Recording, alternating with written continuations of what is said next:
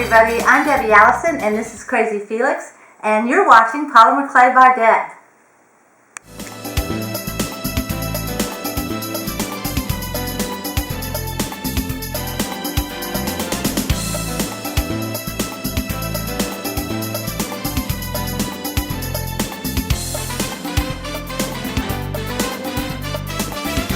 Hi everybody, welcome back to Polymer Clay by Deb. I'm Deb, and as everybody knows, this is Crazy Felix, and love is in the air.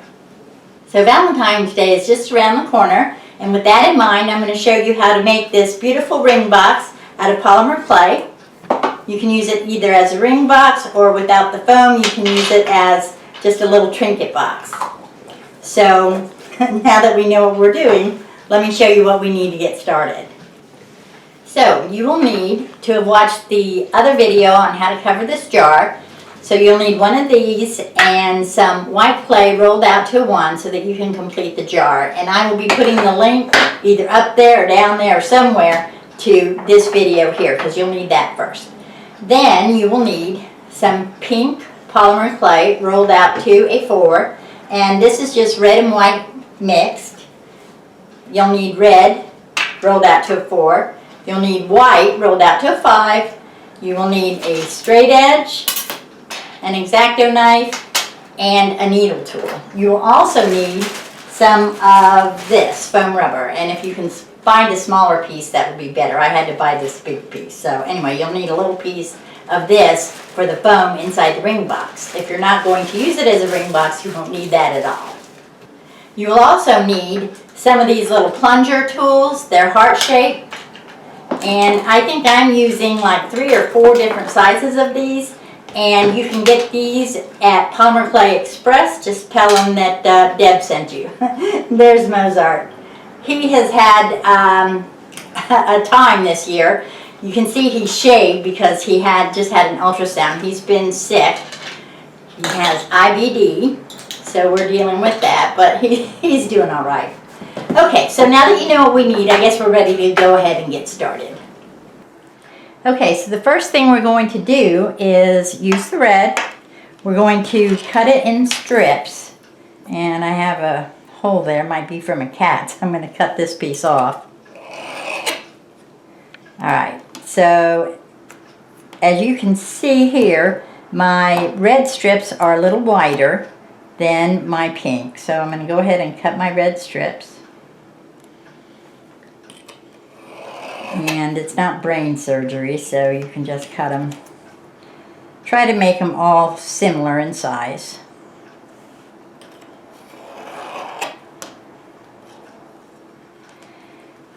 And once you've cut your strips, you're going to take your covered jar, and like I said, you need to watch the other video to see how we did this. And you're going to, I'm going to start with the seam, to cover the seam. And I'm going to put a piece there to cover the seam up.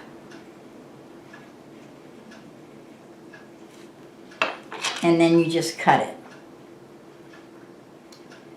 Now the reason I have the lid on here is because you don't want to make sure that you don't go up too high so that the jar still operates.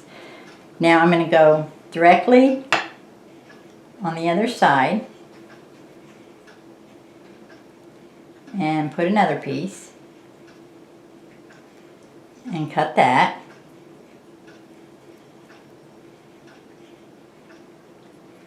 You're pressing these on. Okay, so this is the last red piece right here.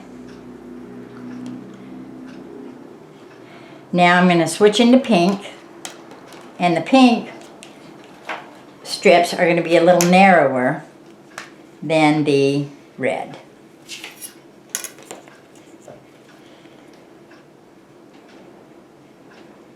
And since I've used the really small heart on it, it really doesn't matter. It can be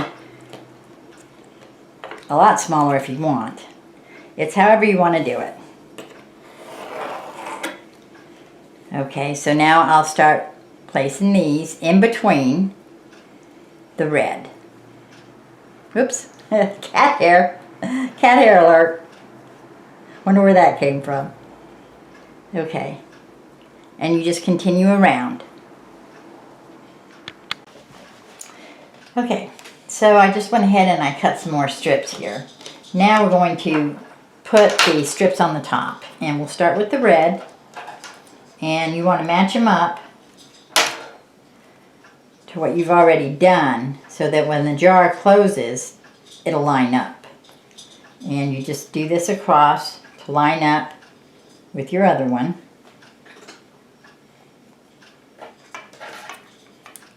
And then cut it.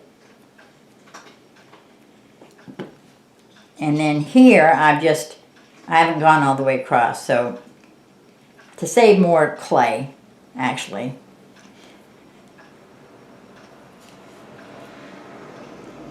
You want to make sure that it's not stuck to the bottom because you won't be able to open it.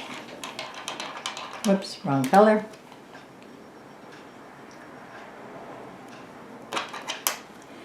Then we're going to switch into the pink.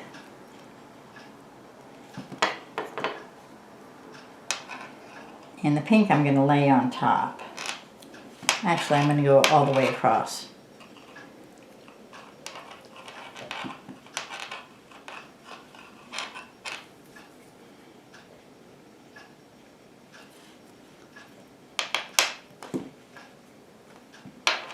And this will be the last one.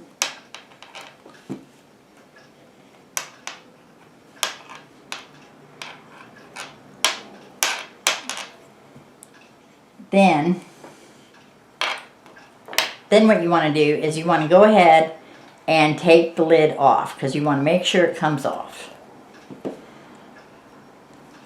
And make sure everything's pressed on there really well.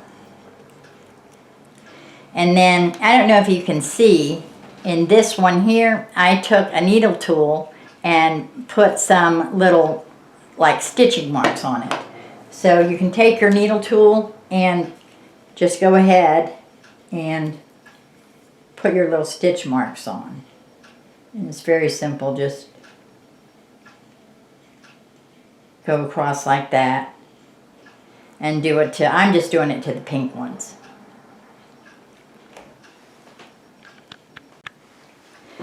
Okay, so I put the little stitching marks on the pink on the top, and then I put my jar back on to make sure that the ribbon's lined up. And what I'm going to do next is I'm going to go ahead and put the hearts on. So I'm using the, let's see, for this one I think I just used these two sizes here. No, actually, try to figure this out here. Okay, that's that size. All right. Okay, so now we'll just cut our hearts out.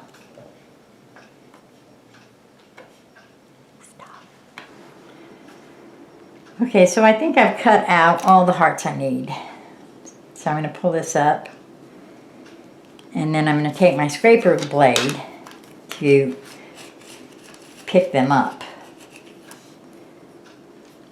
Then I'll just go ahead and place them around.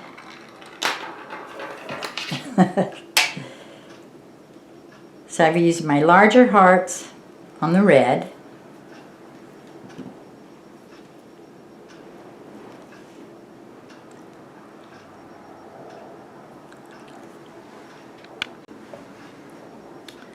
Alright, so then I have my smallest ones on the pink strips, and I've already done the rest of them. So this is the last two hearts, and I put them on. Okay, now we're ready to put the bow on the top. So we're going to start with the red. Let's get rid of these.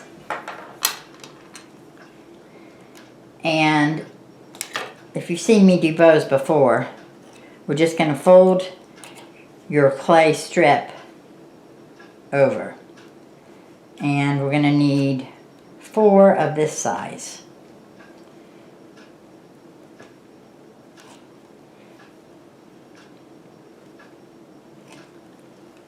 Okay, one more.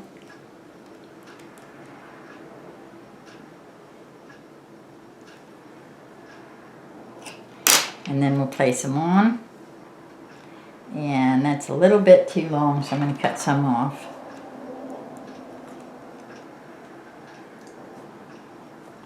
Probably all of these would be too long. So we're trimming them.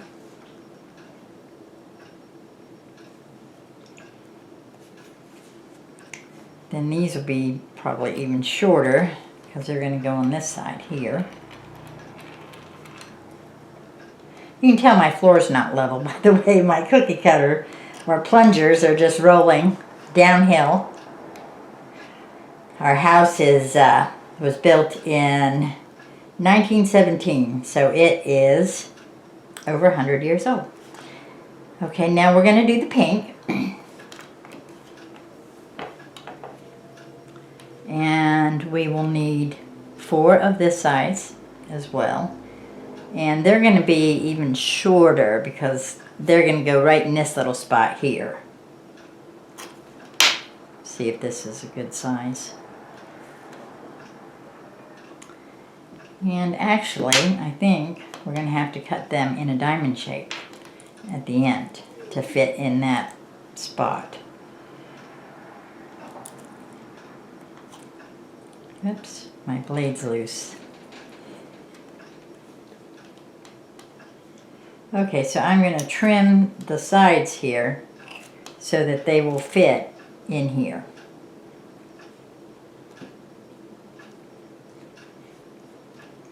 And we'll need 4 of those.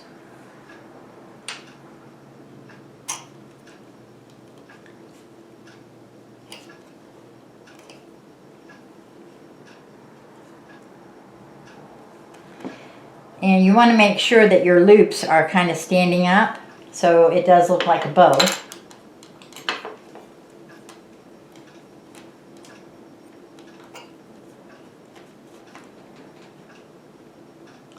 This will be the last pink one.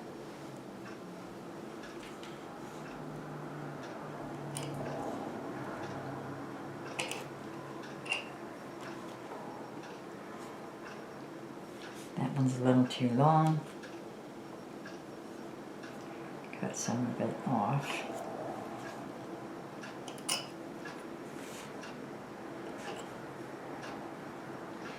Alright, then we're going to put another red loop on top of these pink loops.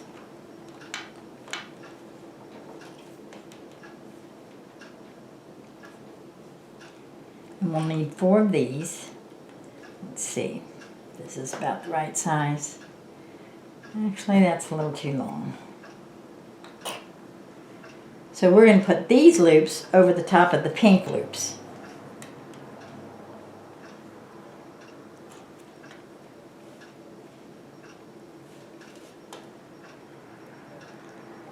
Like I said, you want to make sure they're open.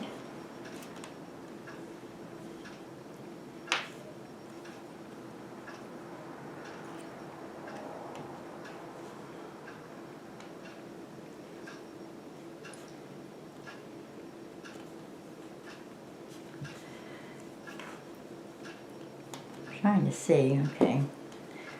Can't quite remember how I did this.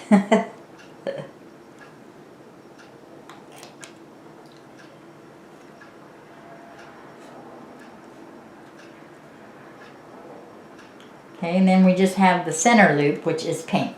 So I'm just going to cut a center loop.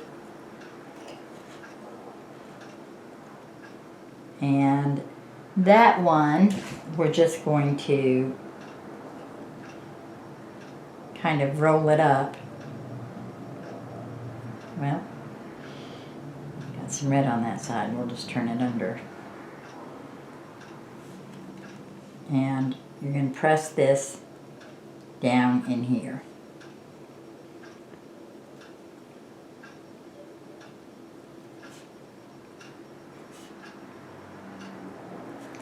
And then if you want, you can just pull these loops up a little bit. See, that one just kind of flattened there. And then if you want to put your stitching marks on the ribbon, you can. It's best to do it before you put the loops on, because if you try to do it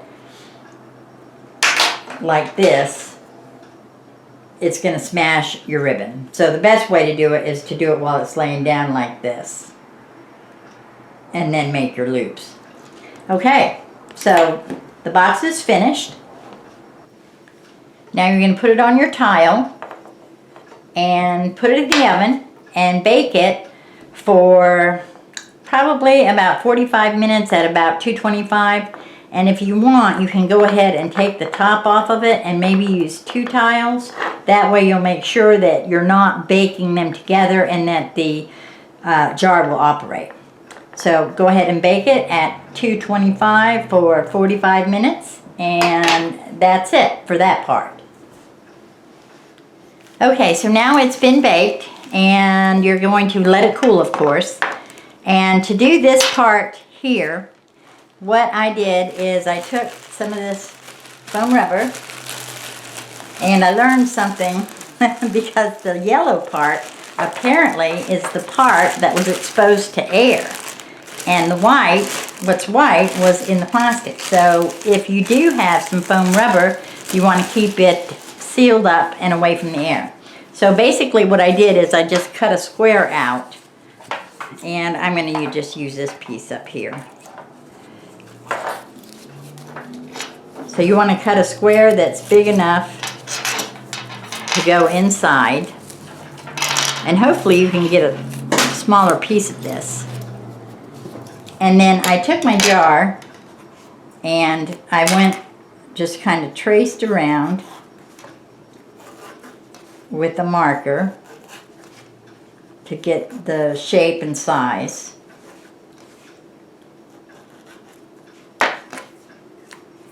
And then you just basically want to cut it in the shape with some scissors. And then when you're done, some of these marks here would show, but the way I did it so that they wouldn't show is I put this side that I drew on at the bottom. Then you can just stuff it in there, and then you can cut a little groove in it. And I really don't remember how I did this. I'm pretty sure it was with scissors.